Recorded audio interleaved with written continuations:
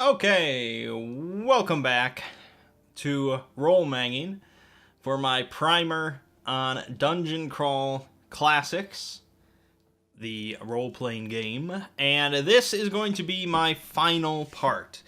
No matter where I get to in this book, doesn't matter. This is the last one. More than 5 parts is just excessive, and some might say more than 1 part is excessive, but here we are. So far we have discussed level 0 character creation, the funnel, character classes, combat, miscellaneous rules, magic, maybe some other stuff, but that's the brunt of it, which takes up a large portion of the book, no doubt. All of that stuff that we have discussed consists of about, I don't know, 311 pages. So,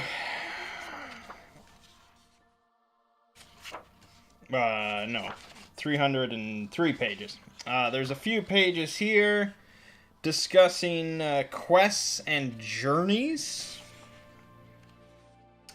So this is stuff like what constitutes a quest, and what might some things be that these peasants turned adventurers might decide to undergo as part of a quest. So this is stuff like doing favors for gods,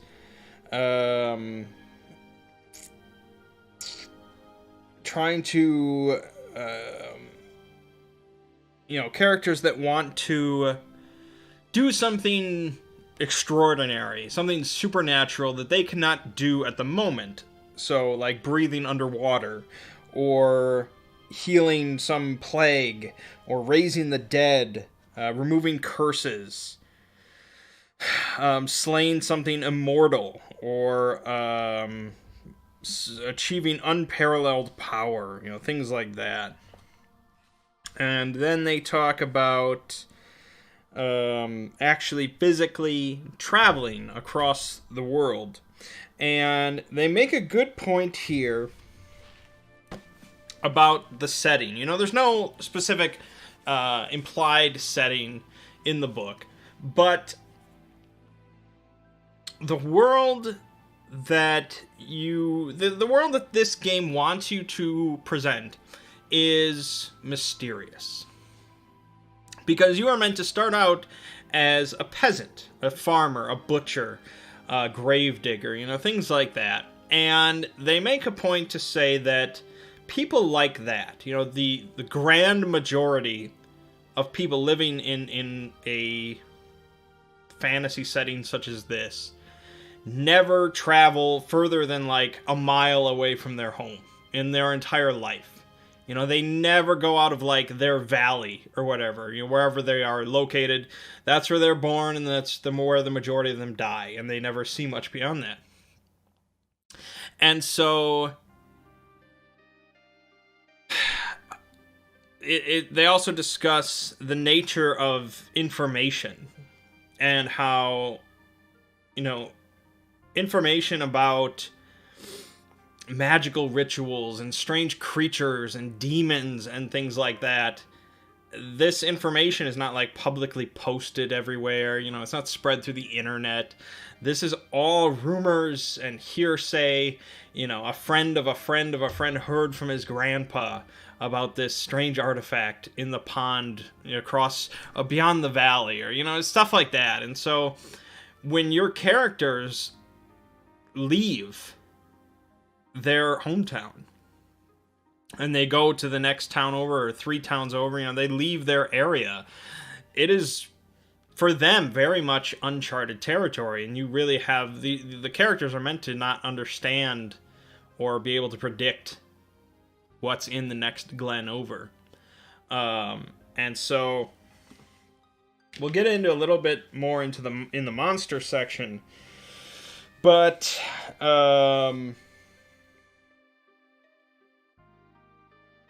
there's talk of like maps and having like a proper map of an area would be almost impossible.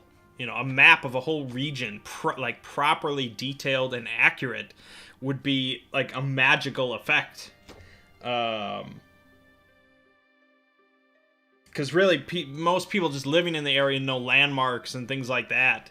You know, they're not calculating out miles or kilometers or things like that. And it's dangerous. It's dangerous and difficult. So traveling is not something to be taken lightly, and that's why rarely people do it. So they go into like the speeds that you're going to be traveling at, daily distances, and stuff like that, depending on if you're on a horse, if you have like a wagon, or you're on a rowboat, or so on and so forth. And they talk about like if you're traveling, like sticking to a path, like a well-traveled path that has like inns and stuff along it between major cities, that's a lot different than trying to travel to some fortress or some remote ruin out in the forest, you know, things like that. Those are big differences. And then they also talk about traveling in a more metaphysical sense, traveling between dimensions, traveling between planes, and how they talk about don't like heavily structure planes. You know, this is meant to be really mysterious and really sort of strange and open-ended and things like that. But also they encourage you to introduce the concept of different dimensions and also even like time traveling. Introduce those concepts in a small way early on, so that your characters are not shocked by the presence as time goes on. You know, they need to realize that there's always more beyond the just the normal veil of existence. Yeah. So then we get into the Judges chapter, where it talks about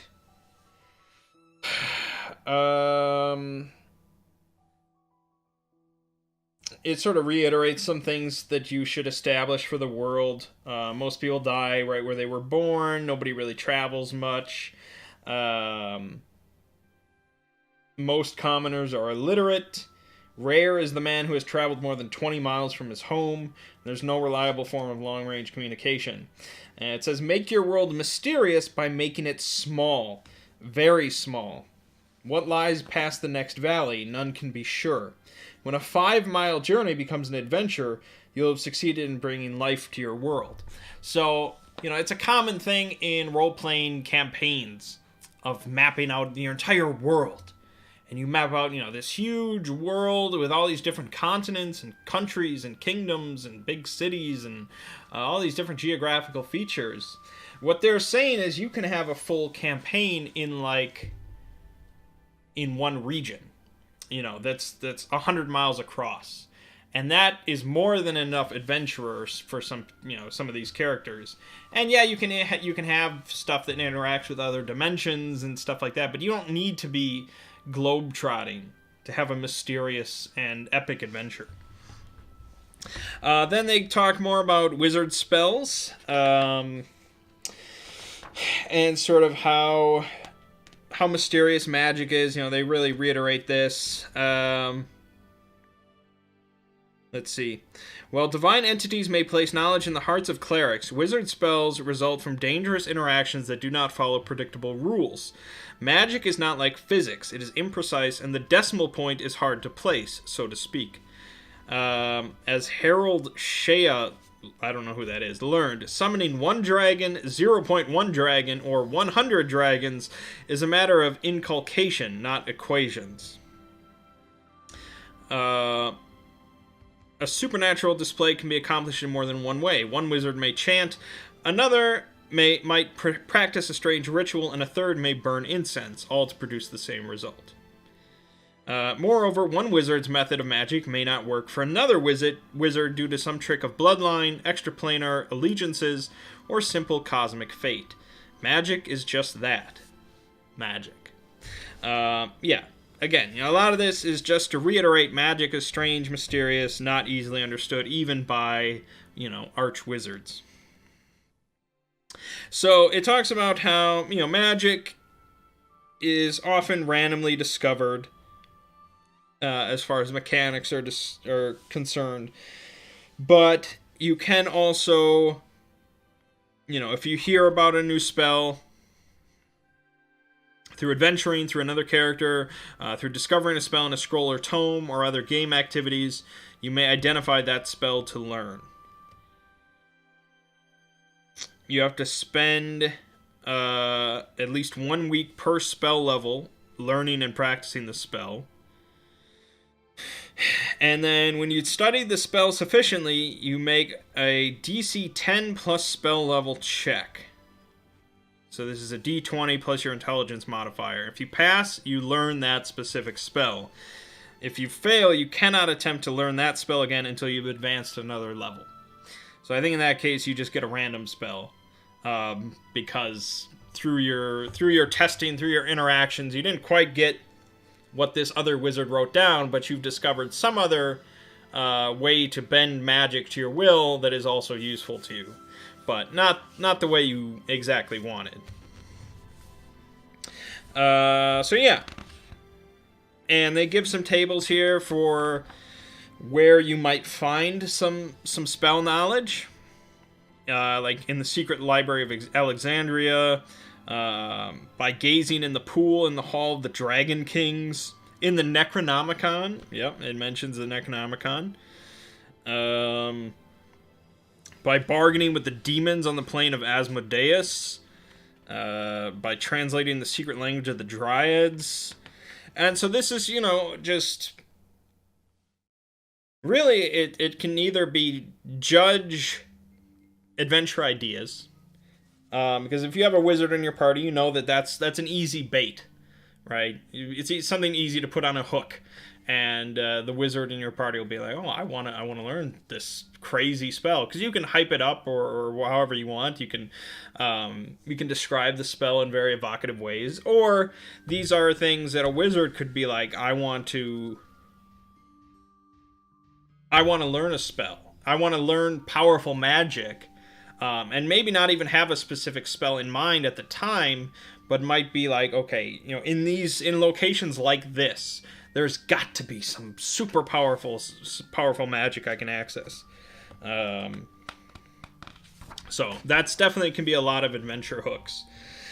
And there's tables for what it might cost for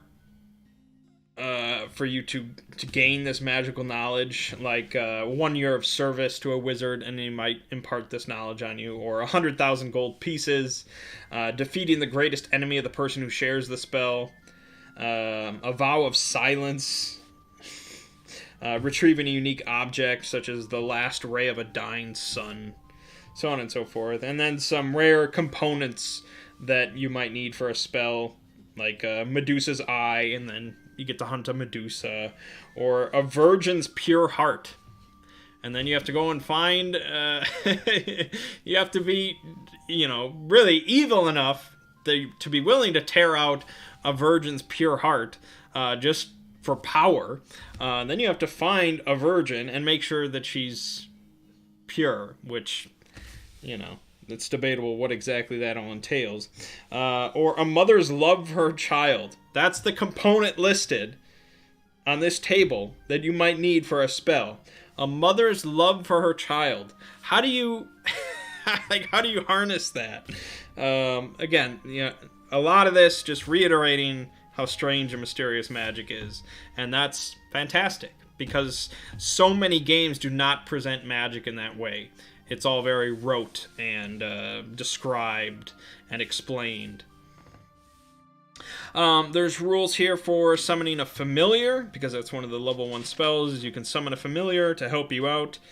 They have different abilities. There's different types of, there's guardian familiars, focal familiars, arcane familiars, demonic familiars. So that's only relevant if you have that spell. There's also the Consult Spirit spell, which lets you make contact with an otherworldly spirit. And there's a table here describing how that spirit, the form of that spirit, and how it might interact with the wizard consulting it, whether it's like a tree spirit or it's a demon spirit or an angel spirit, something like that. Then they talk about patrons. We get into all the patron information, and I could certainly go into more detail about all this. So this was Boobles, the toad god, and we have we've got some good fun artwork here. Just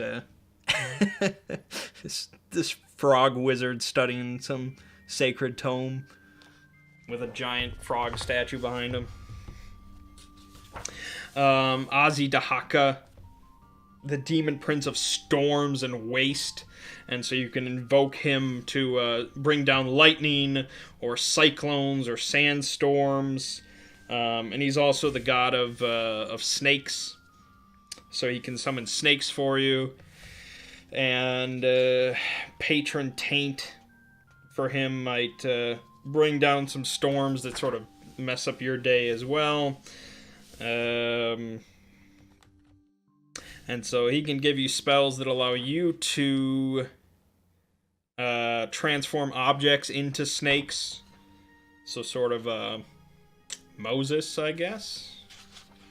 Right? Or was that his brother? I don't remember. It's been a while for me. And you can also...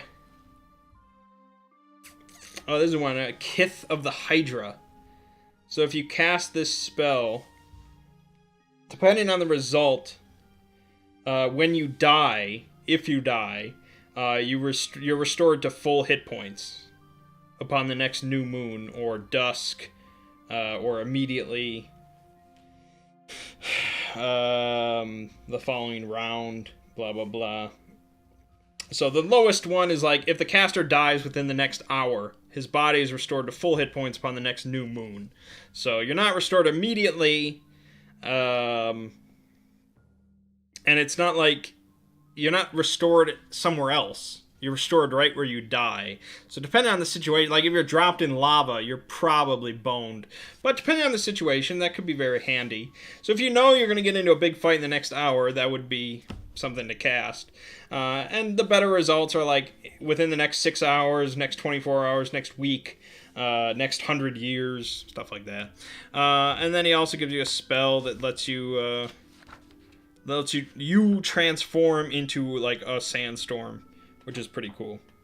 Up to 2,000 feet in height and 1,000 feet in diameter. Anything you touch takes 5d12 plus character level damage. Well, there's a fort save, of course. Yeah, and there's other patrons. There's like a patron of... He's like an arch wizard god or something. So, there's that. He lets you make a phylactery. The King of Elfland is another patron. So, it's sort of a pretty mysterious one.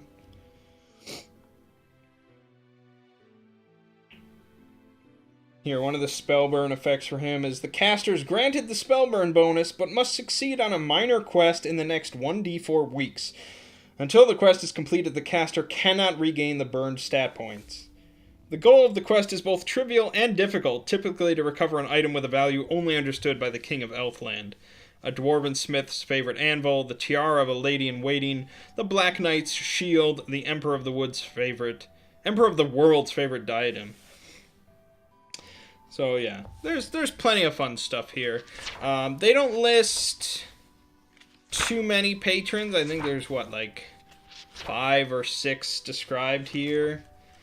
And hold on, the 3 fates. That's cool. The Blade of Atropos. Ooh. Idgirl, the world root. The root from which all living plants grow. Yeah, so they have a few patrons here that aren't fully described.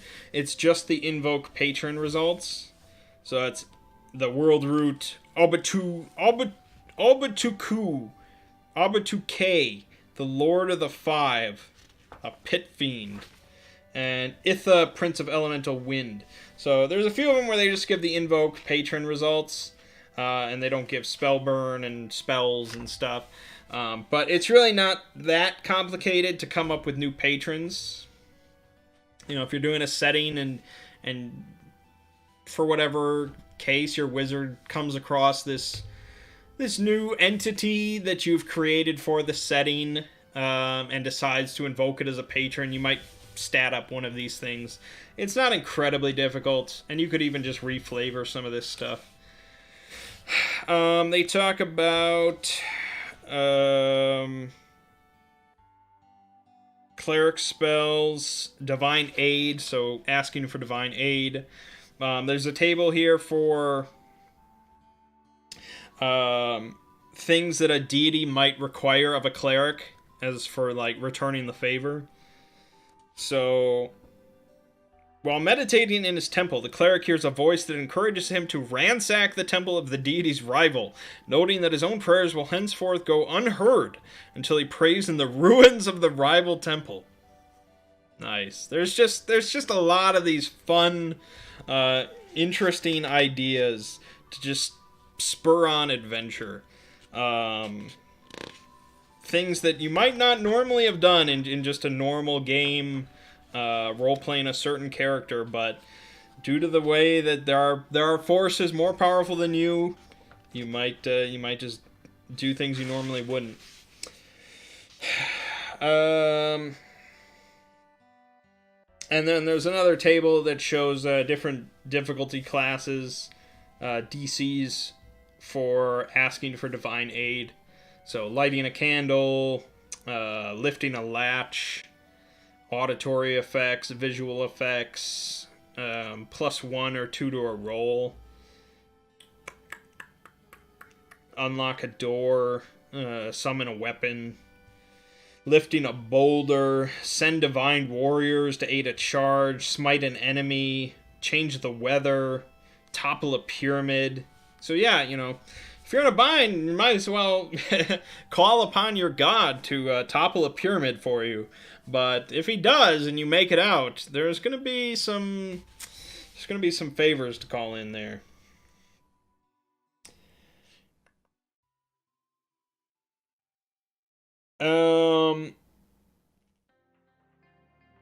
There's another table that shows like different side effects that you can throw into magical spells. Just for the hell of it, really. They just want more tables.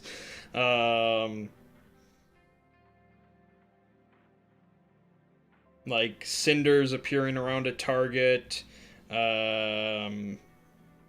This table specifically is just like if you're connected to a plane of power, connected to the elemental plane of fire, there might be all these side effects related to fire and stuff. So it's just an example to have side effects. If you're in a place that has more magical energy than normal, you might have magical side effects occur. Because why not? More random shit. Always good. Okay, so then they talk about experience points and leveling up and things like that. I don't know. I think I talked about XP already.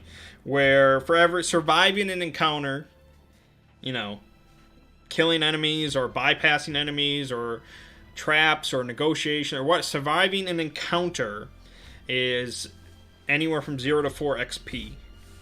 Normally 2. So they have a chart here that has the levels and the number of people within a population that reach this level. So 95% of the population in the world is level 0, commoners. 95%. That's a lot of level 0s. And remember, level 0s are shit. So 95% of the people you meet, you could kill in one shot. But, you know, at level 0, you can also be killed with one shot. But alright, so level 1. If you make it to level 1, you survive a funnel, that's 2 in every 100 people are level 1. So out of every 100 people, 2 of them are going to be level 1, which is pretty slim pickings. That's not a whole lot. Level 2 is 1 out of every 100. Okay, even slimmer. Level 3 would be 1 in 1,000. Which, you know, when you're talking about a lot of villages have 1,000 people or less, one of those would be level 3. So, yeah, he would be like the village elder or you know, their greatest champion or something like that. Level 4 is 1 in 5,000. So like a big village, a town, they would have 1 person level 4. They'd have 5 people that are level 3, though. And they'd have plenty of people that are level 2.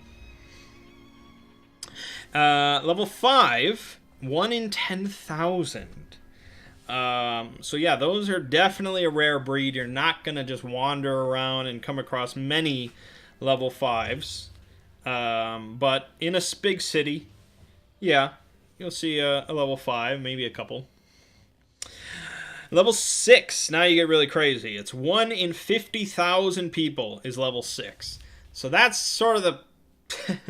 you know, if you make it up to level 6 as a player character, you are 1 in 50,000 people to do so. That's an extraordinary accomplishment. Level 7, 1 in 250,000 people. So this would be 1 per continent. 1 person on an entire continent would reach level 7.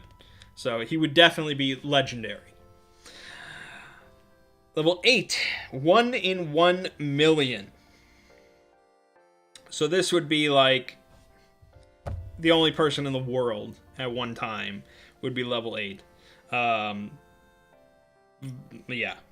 You're not going to wander around and find a level 8. Level 9 is 1 in 10 million people. They describe it as the best there ever was. So this would be a character of legend. Books and stories and songs would be written about this person. Truly upper tier.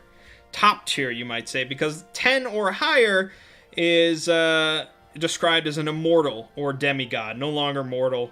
There's 2 or 3 of these per epoch, or epoch. I have no idea, I don't remember. Whatever the name of the ship from Chrono Trigger. You know what I'm talking about. So yeah, at that point, you're really above mortal classifications.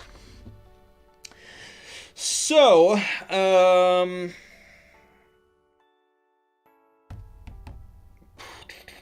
there's some information about luck, but nothing you really need to hear about. There's, you know, luck comes from different entities, you know, divine entities, demons, things like that. And there are different ways that luck can change. You can be cursed, and your luck can be greatly reduced. Or you can be blessed and have your luck increased.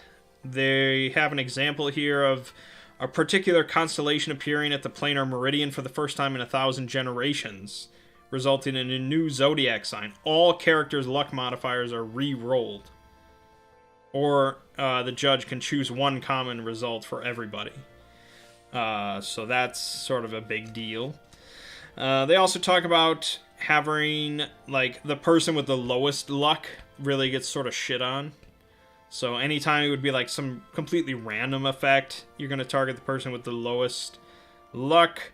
Or when they're facing creatures that have no, like, complete wild animals that have no care about who they attack in a group, you target the person with the lowest luck, stuff like that. So you don't want to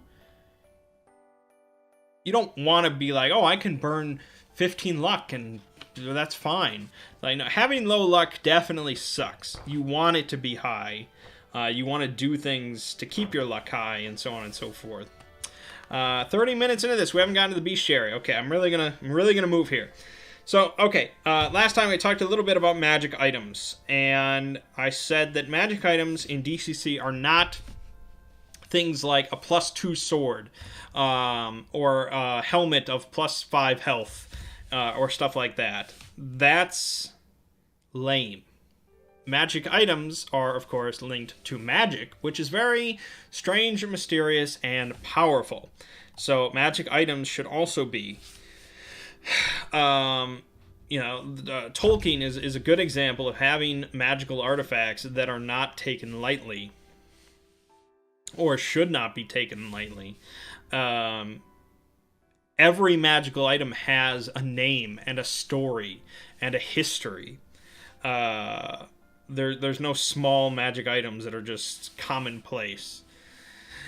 And so there are ways to make magic items. Wizards can get spells to make different magical items. And there's a whole big section here about sword magic. Making magic swords. So there's a lot of tables. This is just a couple pages. There's more related to magical swords and their creation.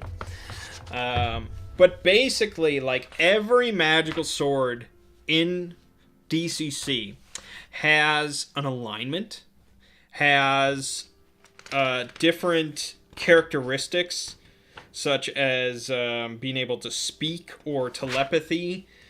Every magical sword has an enemy that they specifically hate, such as demons or elves or halflings or thieves or gods.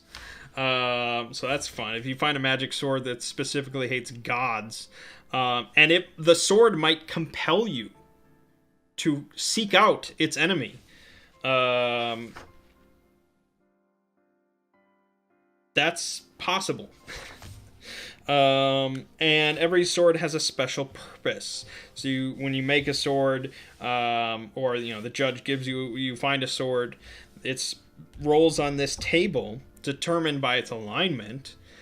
Specifically, the alignment is the alignment of the creator. So when a wizard makes it, if it's a player character, it's just determined by the wizard's alignment. But if you find a sword, you roll on this little thing to determine the sword's alignment based on who forged it. So there's a bunch of different special purposes here for swords, such as protect the weak, punish thieves, or slay chaotic demons. These are all lawful purposes. Neutral stuff is spill the blood of no man, bring balance to a specific place, break all allegiances. Yeah. One of it is seek the void. That's fun. Chaotic stuff is undermine authority, free prisoners, spread the 7 deadly sins, or slay lawful dragons. Stuff like that. So yeah. And then you get even more. This is no joke. Like, magic swords are the most important items in the game as far as magical stuff goes. It gets different powers, natural powers, such as it can read different languages, it can detect evil, it can shed light, detect water. And then it also has combat powers, such as vampiric touch and shock and Medusa's touch, great strength. And then it has magical stuff, like the wielder casts all spells at +1 caster level. Nice. Demon binding, summon creatures, flight. You can find a magic sword that lets you fly. So, a lot of these would be... In another game, like, all this stuff would just be, like, different magical items. Because you might find boots of flying. Or you might find gauntlets that give you great strength. Or you might find a helm that doubles your natural rate of healing. But here it's just all been wrapped up in magical swords. Which is sort of Tolkien-esque in a way. Not, I mean, the swords and blades and stuff in Lord of the Rings didn't give magical powers, really. But that was really most of the stuff that they found in, like, The Hobbit and things like that. It was often a lot of weapons. So DCC is very specific about swords being just the end-all, be-all. And it's not that you can't find other things. It's just swords specifically, there's a spell related to it, and these are going to be around. Not common, but around. So they also talk about scrolls, potions, wands, rods, rings, and other items. These don't really get any super specific information. It's like one page talking about all other magic items. And they just give a few guidelines, like making every item really unique and have a story and a name. And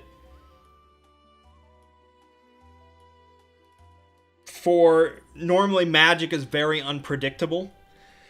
When you're casting magic, you're never really sure what to happen, but they encourage for items, for magical artifacts, to make it predictable. Make it so that this artifact, the Boots of Flying, has a number of uses, a number of charges, but whenever you use it, it will let you fly for this amount of time. They encourage that. A Rod of Magic Missiles.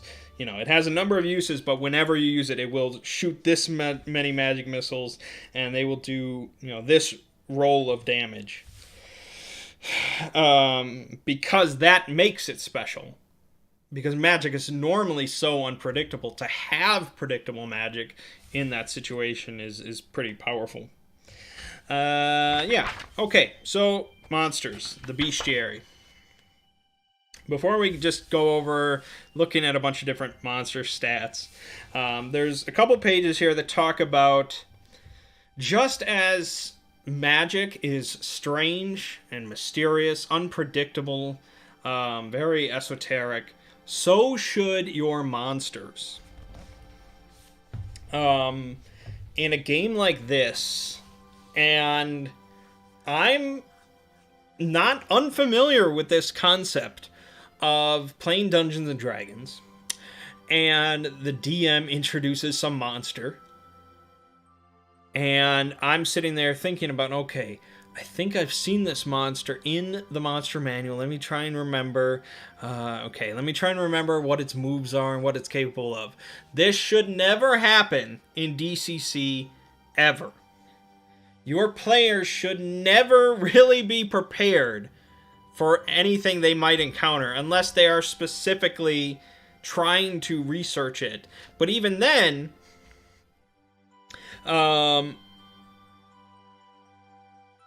they discuss this, and how trying to research a monster before encountering it, you're dependent, for the most part, on rumors and, like, half-truths and, like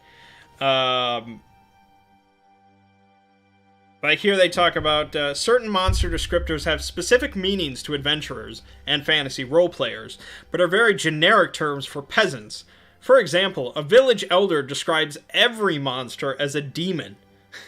He may know of a water demon that inhabits a nearby lake, and man demons that live in the forest, and a spider demon that his second cousin heard was seen in the cliffs to the north. They're all demons to him. So, yeah, he might say, "Oh, go slay this spider demon up in the mountains," and he has no information about it. And so it's not like you as a player can just be like, okay, let me try and remember the spider demon section in the bestiary. It's all, that's the point, is monsters are mysterious. So they also talk about you as a DM never describe a monster by calling it its name. Never say, oh, 5 goblins or something like that. Always describe it physically. So, a 4-foot-tall man-like creature with green skin and pointed ears.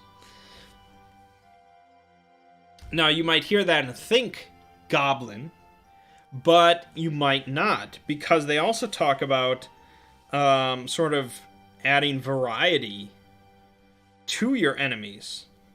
So they have even a big table here, which of course I will show you.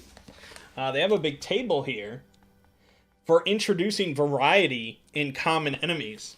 So you might just roll on this table for like the whole group of goblins, or you might just roll on it for like the head goblin. But this can really help when you're hearing about a monster attack or some creatures living in the forest or something like that. And instead of describing them as a bunch of green, 4 foot tall green creatures with pointed ears, if you suddenly describe them as translucent, that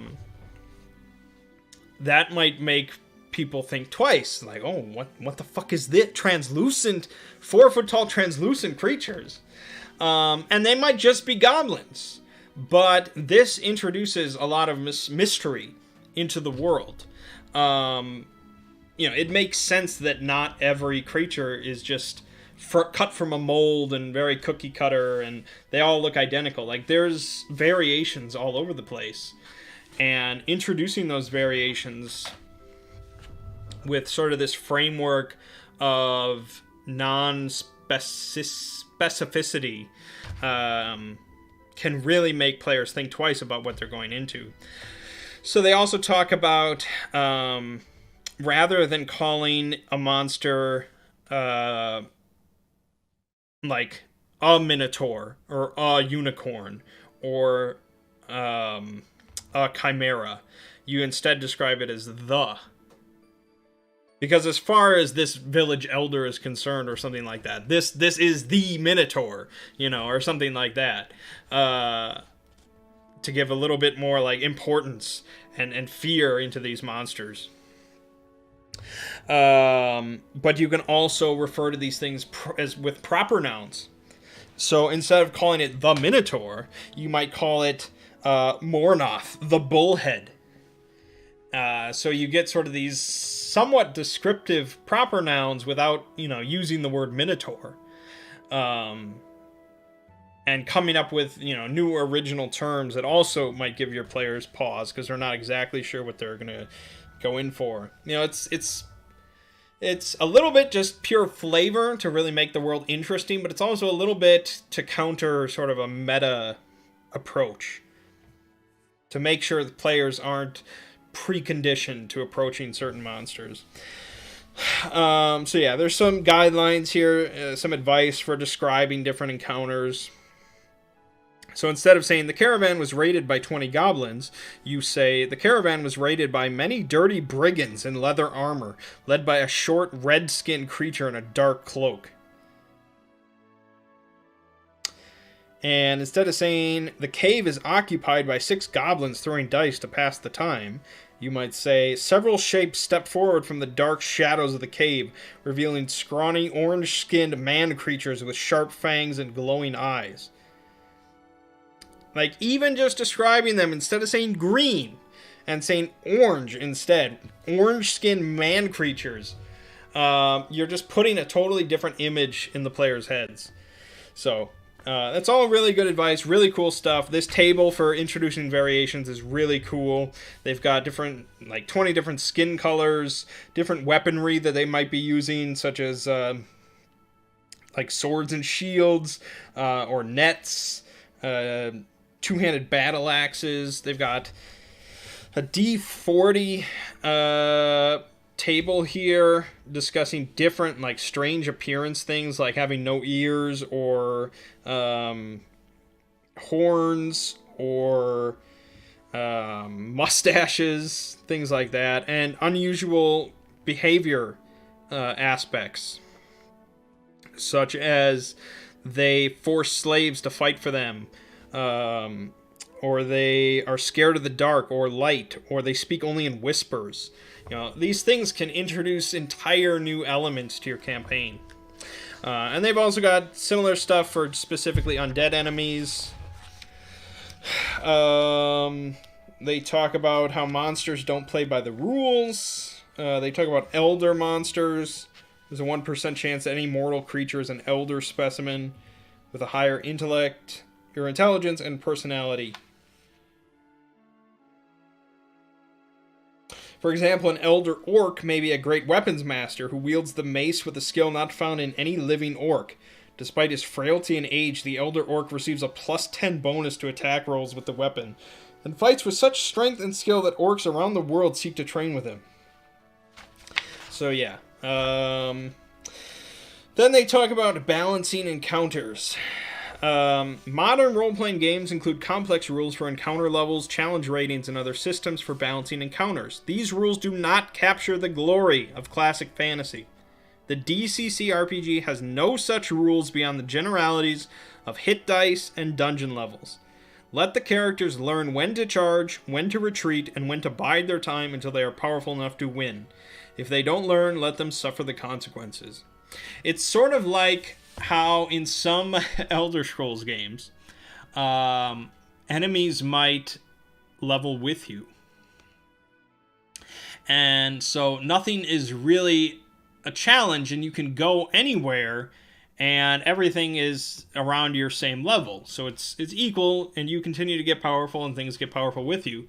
Compared to, in other Elder Scrolls games, where mud crabs and rats and stuff are low level, but you might wander off and find some horrible creature that kills you in one hit because it is so much more massively powerful than you, and you need to get more powerful, or you may need to come at it in a different approach in order to defeat it.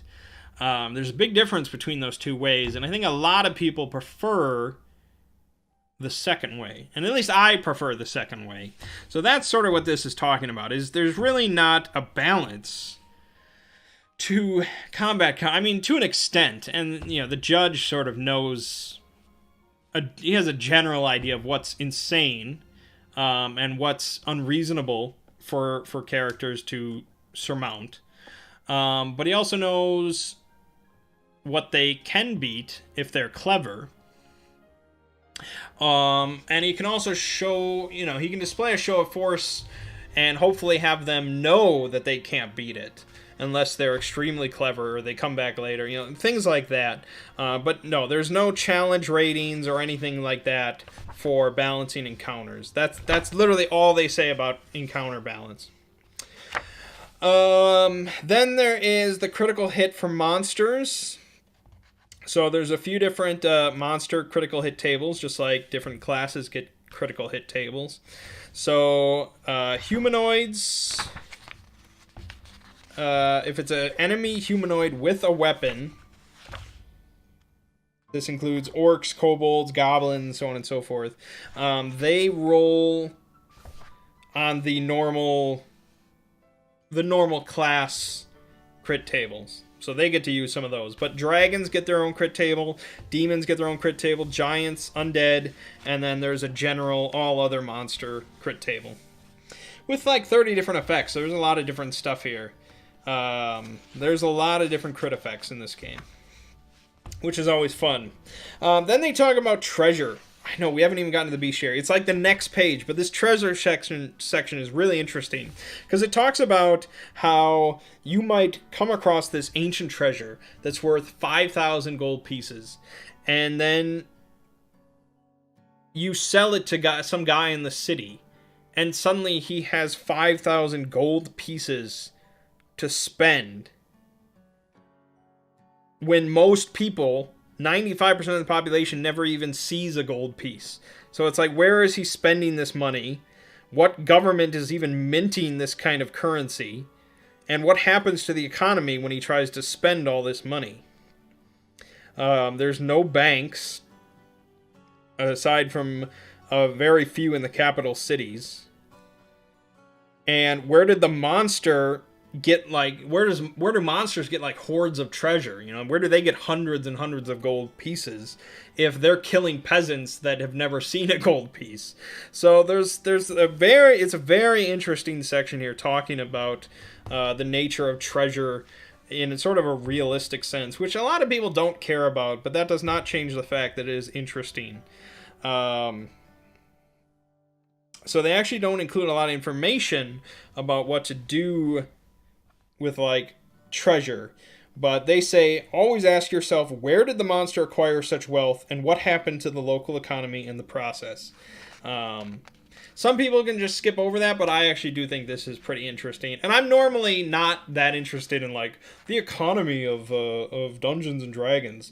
But they bring up some interesting points here. Okay, the bestiary. Now that we're 50 minutes in. I'm not going to get to talk about this too long. But very interestingly, the very first monster listed in the bestiary is an android. And I know it's alphabetical, I get it, but it's just funny. It's very representative. It's like, android.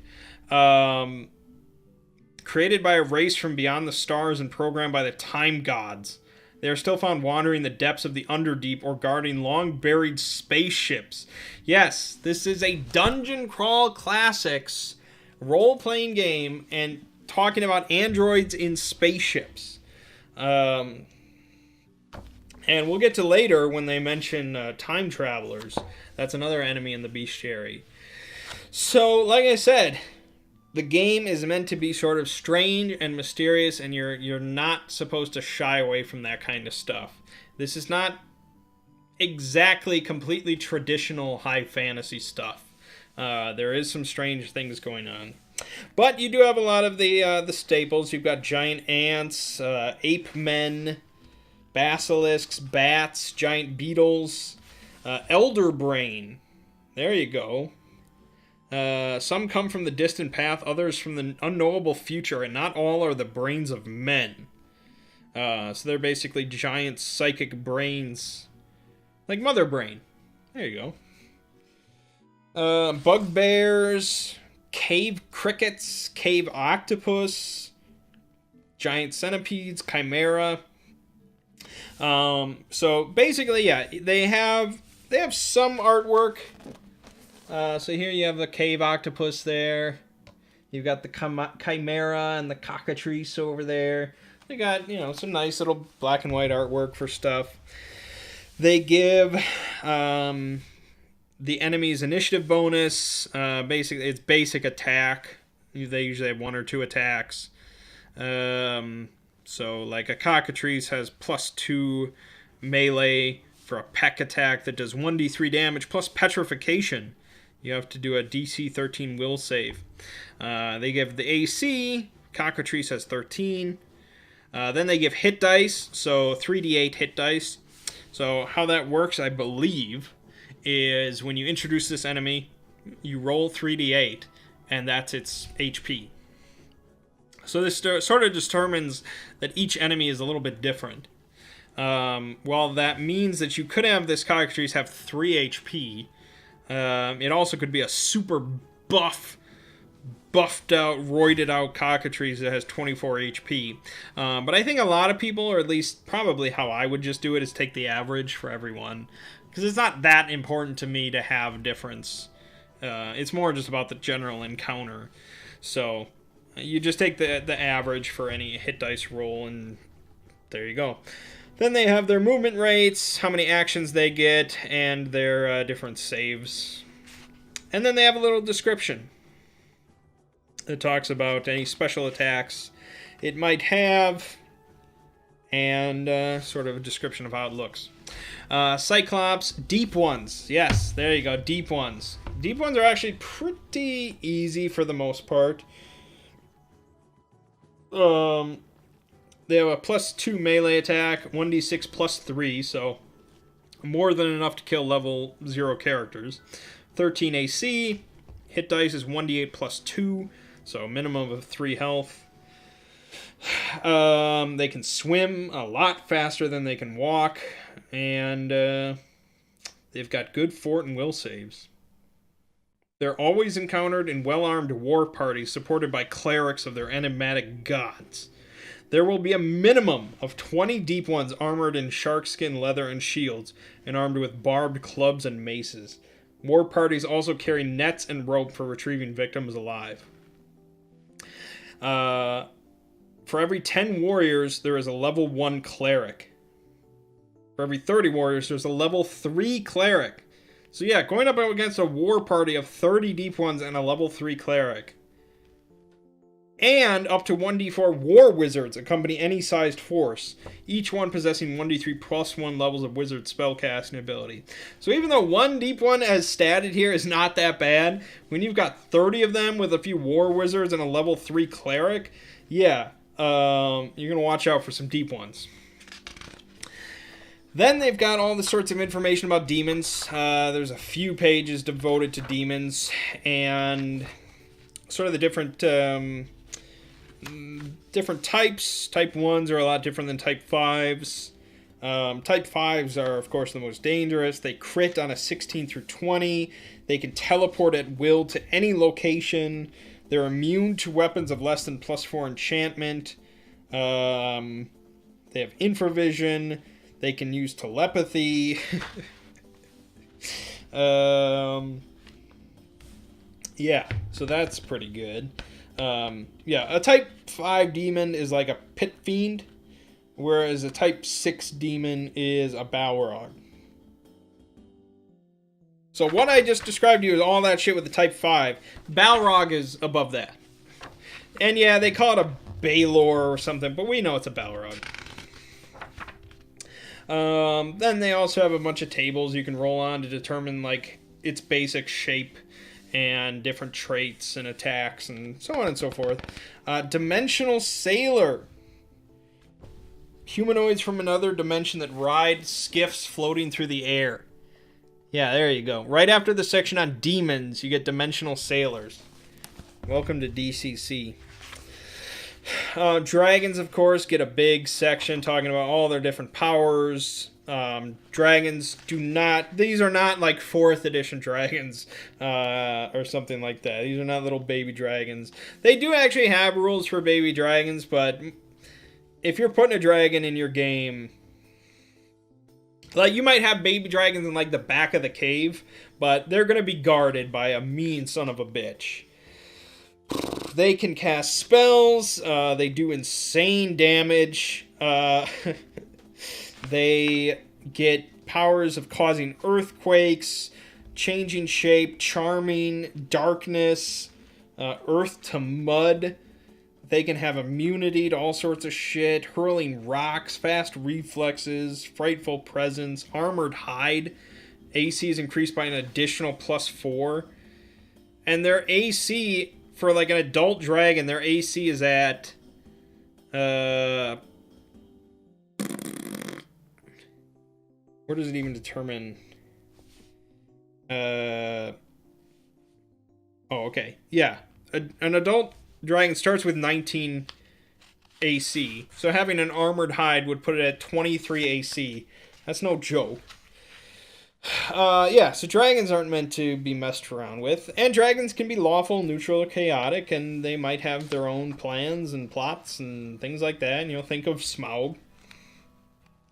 Elementals, you're used to that. Extra dimensional analog.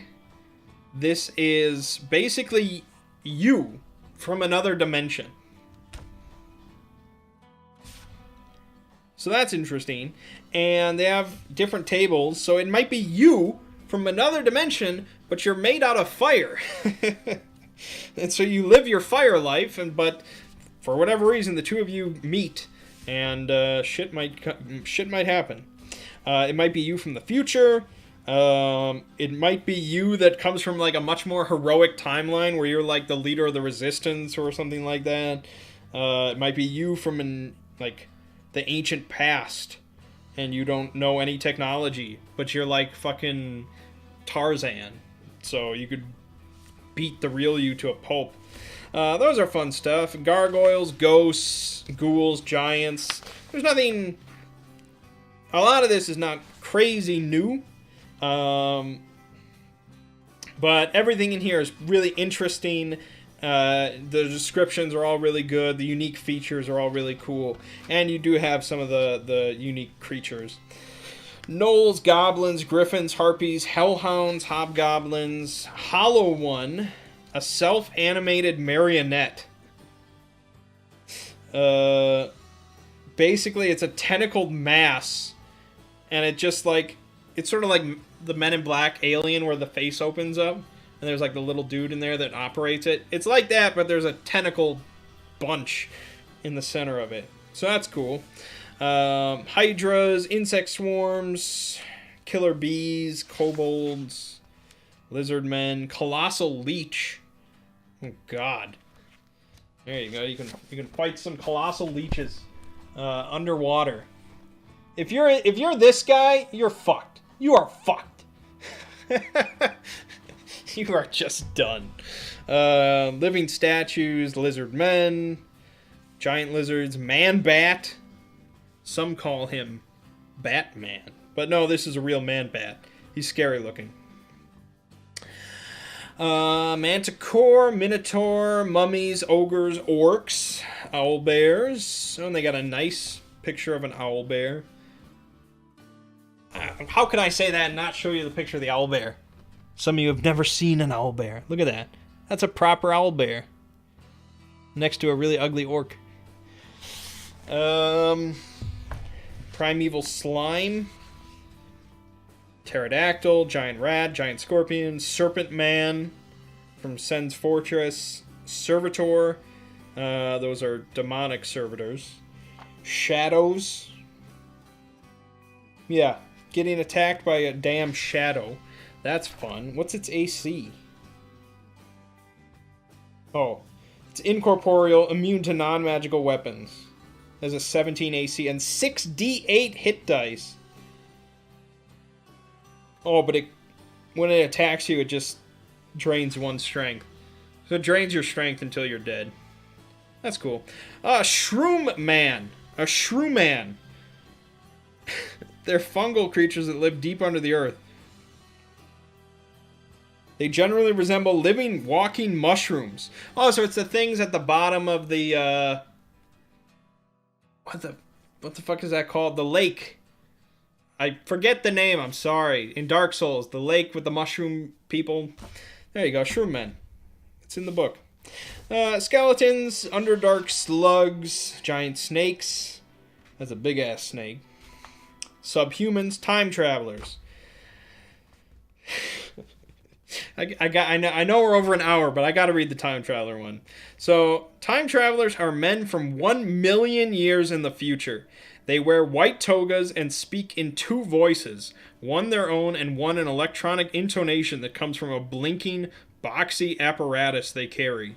They wear no visible armor, but blows against them are disrupted by a shimmering force field. And they have wrist and ankle bracelets that can do amazing things, like launch fiery beams, levitate, and manifest a lightning-like sword. Time travelers appear only rarely, typically in places where significant events are taking place.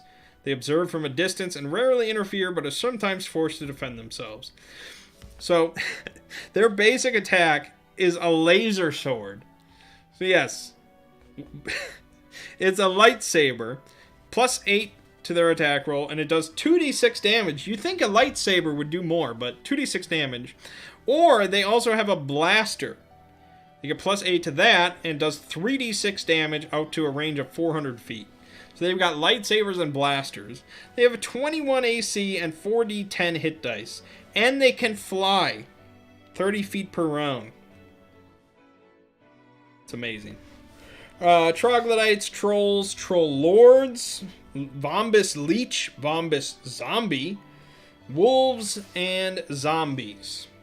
That's all the monsters. There's plenty in there to do. And, you know, like I said, you want to describe these creatures physically, alter things so people don't know what to expect, and, you know, feel free to alter stats in different ways or give them different abilities or who knows what. Then there's a section that talks about different human enemies. So you've got assassins, bandits, berserkers, friars, king, knights, magicians, nobles, peasants, witches. Yeah. And then we get into the appendixes. So Appendix C is all about curses. So they talk about different curses that a witch or something might put on you. Curse of blindness, curse of locusts. Languages. There's a big table here that talks about all the different languages and the percentage chance that anyone of that class might know that language, or, when you learn a language, it might be determined randomly, so on and so forth. So there's all sorts of different languages, stuff you might expect, and then there's stuff like ferret. So a halfling has a chance of knowing how to speak ferret. God bless them. Then there's Appendix N, which is, of course, the inspirational reading list. It just talks about the same thing and has the list of all the original books that Gygax mentioned. Then there's a section on OSR resources, different websites for OSR games. Appendix P is for poisons. Talks about different poisons and how the fort saves and what they might do.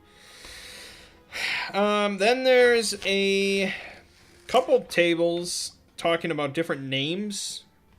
So if you need a name just randomly for a wizard or a warrior or a peasant or a thief or a cleric, they've got D100 tables you can roll on. And that is pretty much it. The only thing left in the book then is 2 different adventures. Very short. The first one is Portal Under the Stars, which I ran as a funnel a little while ago. Unfortunately, the stream got lost. But if you are interested in DCC and interested in running a funnel, Portal Under the Stars is really great. And really, the game, at level 0, the game is so simple. I think it's so easy to understand. Just having peasants that can do almost nothing.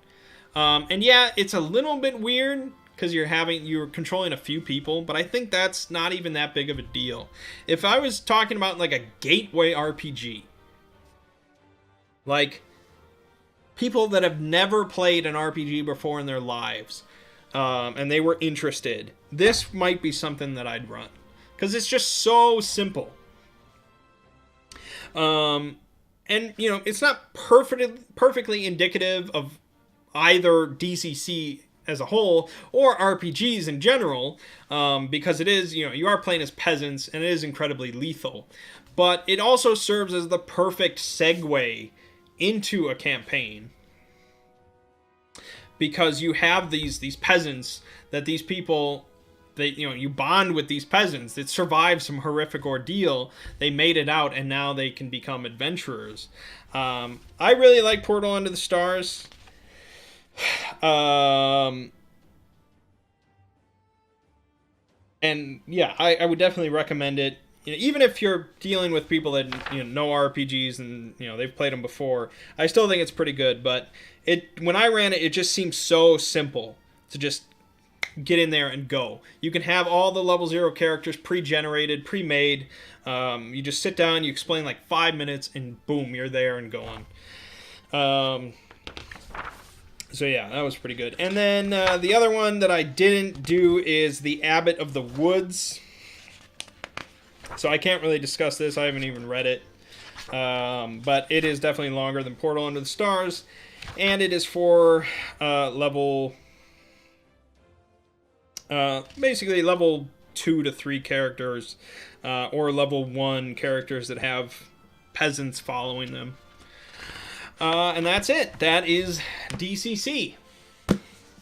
So, there is really, really a lot to like in this book. The game is, at its core, very simple, and it wants to be very simple, but there's so many interesting aspects of magic and just the game design and philosophy that I could definitely see this being just like a complete D&D, what's the word? It would just take over D&D completely. Like, I mean, I don't play D&D as it is. I'm just, because I've just spent so much time trying to find other games that are interesting to me. But for just like somewhat standard, just a high fantasy campaign with dragons and ghouls and orcs and magical artifacts and wild magic and stuff, this definitely could be a go-to game. Now, I'm also a huge fan of Shadow of the Demon Lord, because the game mechanics of that are also really solid. But Shadow of the Demon Lord definitely leans toward a darker, grimmer campaign. It doesn't have to be. You can put it into anything you want, but it leans that way. A lot of the spells are that way. The enemies are that way, so on and so forth. It has corruption mechanics, and insanity and things like that. So I guess if I was running like a grim campaign, a dark campaign, that whole atmosphere, Shadow of the Demon Lord is really good. But if I wanted just a standard fantasy, or even like weird fantasy, fantasy that has just a little bit of mystery and strangeness to it, I don't think I've seen better than DCC at this point. It's not a game, like I said, for people that love min-maxing, that want to nitty-gritty every part of their character, and they love customization options and things like that. Even Shadow of the Demon Lord is better for that. But I don't know, I just love the strangeness of it. The randomness of magic, and sort of the mystery of, you never know what's over the next valley and what's around the next corner. It really embraces just the strangeness of fantasy, and I think that's really appropriate. So on top of all that, it's just a really solid mechanically RPG. There's no like really nonsense rules that I don't like, or anything like that. And it's a really flexible game because it's pretty rules light. You can sort of hack this thing apart if you want. So, I don't know when I'll ever get to play in a campaign of DCC, because we also, like I said, have Shadow of the Demon Lord, which we already know and enjoy. So it's hard to say. But I am planning on doing another funnel of DCC. I want to run it called Sailors on the Starless Sea, I think it's called. A little bit longer of a funnel. So, but yeah, I guess that wraps it up. 5-part primer. God. Thank you if you've listened to all 5 parts, all of my rambling. Even if you're not interested in playing DCC or running it, you just like to hear me talk, thanks for sticking around. But if you ever get a group of people together, you could do a little bit worse than DCC. RPGs are really, really becoming more prevalent all over the place. I see posts all the time about people introducing their parents, their sort of older parents or their kids and things like that to RPGs. And a lot of times it's with D&D, but D&D is not the easiest system to grasp, and really I don't think it's the best gateway RPG, even though it is the most famous. Not to say that DCC is the best one either, but I do think it's a lot simpler to learn. But there's a debate for that. I myself am thinking about running a game over the holidays for some of my nephews and nieces and other family members that are interested, just because it's one of my favorite hobbies, and a lot of these people would never ever get the chance to play it. A lot of people just need somebody to introduce them to it, and even if they're hesitant, they may not really realize, they may have some preconceived notions. So I figure with nieces and nephews, they're all pretty young, introduce them at a early age, because I would have loved to have been introduced to RPGs at a younger age. My high school career would have just been non-stop D&D if I had known about it. But I came in a little late to the game. But that's really a side topic entirely. So this has been Roll Mangging for my 5-part primer on Dungeon Crawl Classics. And I'll see you fine folks around.